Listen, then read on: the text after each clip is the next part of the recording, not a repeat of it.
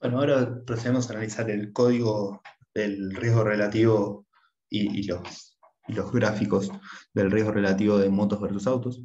Lo primero que hacemos es cargamos todas las librerías, después cargamos los datos, es decir, el de las víctimas de los siniestros, que acá vemos que es básicamente lo que había mostrado en el PowerPoint, que tenemos todos esos datos, tenemos la hora, el lugar, y esto manualmente le puse día y noche. Arbitrariamente entre las 8 y las 8 es día y entre las 8 y las 8 es noche. Eso se podría modificar, pero no es tan no me parece muy relevante a efectos prácticos en este momento, pero bueno, podría modificarse. Entonces, bueno, vamos a sacar el código. Tenemos 33.000 observaciones, 30 variables. Y bueno, acá seguimos. Lo próximo que hacemos es visualizamos estos siniestros, es decir, los ubicamos en el espacio. Acá vemos que en el sur en el lugar más en el sur, digamos, hay poca frecuencia de siniestros. Esto nos va a enturbecer el análisis en algún sentido, porque vemos acá hay mucha zona verde, hay un parque grande y hay, digamos, poca frecuencia de siniestros. Esto hay que tenerlo en cuenta cuando veamos el mapa. Y acá, bueno, hay un espacio en blanco también interesante. Pero bueno, sigamos. Bueno, acá de nuevo vemos los siniestros. Y ahora lo que se hace es se filtra por automóvil y moto, es decir, y se ve primero la proporción, que es decir, 6.000 accidentes en automóvil contra 12.000 en moto, 32% contra 67%. Básicamente el doble de los accidentes son en moto. Y acá, bueno, visualizamos el mapa, que de nuevo es muy similar al que hicimos hasta ahora con departamentos con departamentos, casas versus PHs, y que vemos acá, a priori, si bien la visualización es muy difícil y acá el ojo puede jugar, engañarnos, pareciera que digamos, en la parte de abajo hay mayor frecuencia de rojo. De hecho, hasta parece algo muy parecido a lo que pasaba con departamentos y PHs, es decir, con casas y PHs. Es decir, al sur pareciera que hay más frecuencia de automóviles y, y menos de moto, y al norte más. Esto quizás obedece a un fenómeno de que variables explicadas por dos variables explicadas por un mismo fenómeno, como, no sé, la venta de piletas y la venta de helados están relacionadas con el calor. Entonces, quizás obedecen a algo, a un fenómeno en común de que se parezca tanto la distribución de casas PHs a la de motos autos. Pero claro, esta visualización no es concluyente porque sabemos las dificultades que tiene. Entonces, lo que voy a hacer ahora es visualizarla con un mapa de densidad, con una intensidad de ggplot, sin entrar mucho en qué tipo de distribución usamos para hacer esa densidad, sino solo efectos de visualización, con una ventana de 0.05, que se usó principalmente a ojo, digamos. Toda esta parte es heurística, digamos.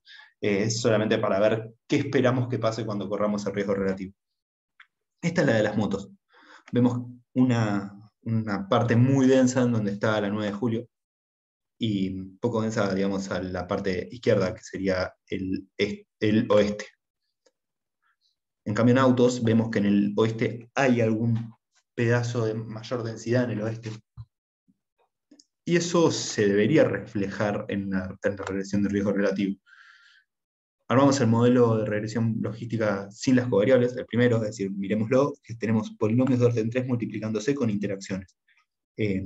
Vemos el resultado de esto, y es básicamente un modelo que tiene, y es importante porque es importante ver acá la significatividad de muchas variables con significatividad, y tenemos una residual deviance de 22.835, que va a ser nuestro criterio de bondad de ajuste. Después potencialmente se podría hacer cross-validation o algo similar, pero digamos, una tasa de aciertos con cross-validation, sensibilidad, especificidad, etcétera, etcétera. Pero por ahora nos vamos a conformar con la residual deviance. Es 22.835. Entonces, con el criterio de Akaike, seleccionamos el mejor modelo, que resultó ser el mismo que, digamos, que el anterior, porque elegimos todas las variables, digamos, tenemos el intercepto, el polinomio de orden 1, polinomio de orden 2, tenemos todas las variables, es decir, seleccionó las mismas en las dos direcciones, tomando un criterio de selección de modelos de dos direcciones, es decir, mirando backward y mirando forward. Y se realiza el método, digamos, sería mirando forward y mirando backward, elige el modelo, el mismo modelo logístico, digamos, el que incluye todas las variables, todas las interacciones, no descarta ninguno. Bueno, hacemos la cápsula de los siniestros para graficar la regresión. Esto es lo que más tarda en correr, tarda unos cuantos minutos.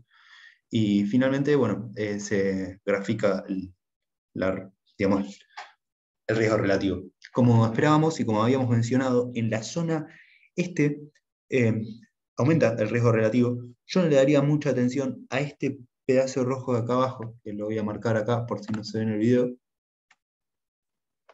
O sea, en esta parte yo no le prestaría mucha atención porque es el lugar en el cual no había demasiados siniestros, sino que les prestaría más atención a esto, que acá pasa a ser un riesgo relativo muy cercano al 40%, que recordemos que es bastante si el riesgo, si hay el doble de motos que autos. Pero bueno, básicamente llegamos a algo que era esperable habiendo observado los datos. En promedio siempre hay más accidentes de motos que de autos, cuando la frecuencia relativa en total era 65% a 35% aproximadamente. Entonces es esperable que el riesgo relativo acá sea 70% y en la mayoría de las ciudades sea de un orden del 60%. Pero fijémonos que aquí, en la parte de la 9 de julio, creo que es Recoleta, Palermo, digamos, en esta zona hay una mayor frecuencia de accidentes en moto. Bueno, y acá lo que queremos hacer es diferenciar día-noche.